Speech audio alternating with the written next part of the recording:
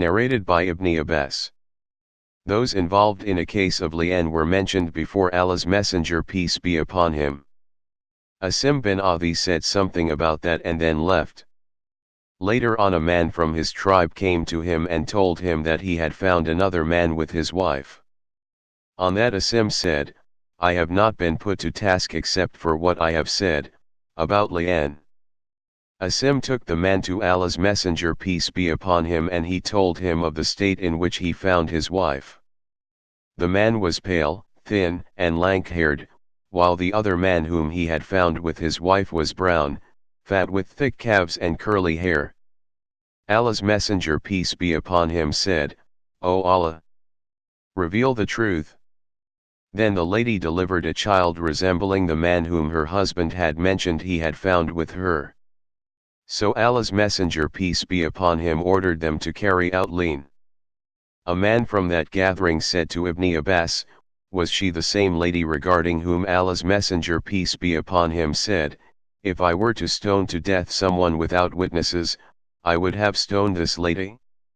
Ibn Abbas said, no, that was another lady who, though being a Muslim, used to arouse suspicion because of her outright misbehavior. Narrated by Aisha. Rafa al-Qurayza married a lady and then divorced her, whereupon she married another man. She came to the Prophet peace be upon him and said that her new husband did not approach her, and that he was completely impotent. The Prophet peace be upon him said to her, no, you cannot remarry your first husband, till you taste the second husband and he tastes you, till he consummates his marriage with you. Narrated by Salama.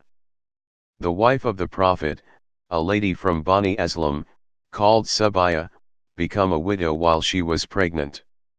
Abu as-Sanabil bin Bakak demanded her hand in marriage, but she refused to marry him and said, by Allah, I cannot marry him unless I have completed one of the 2 prescribed periods.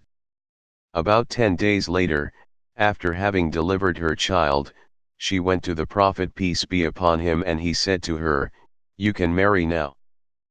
Narrated by Abdullah bin Abdullah. That his father had written to Ibn al-Arkam a letter asking him to ask Sabaya al-Islamiyya how the Prophet had given her the verdict. She said, the Prophet gave me his verdict that after I gave birth, I could marry. Narrated by al-Miswar bin Makrama. Sabaya al-Islamiyya gave birth to a child a few days after the death of her husband. She came to the Prophet and asked permission to remarry, and the Prophet peace be upon him gave her permission, and she got married.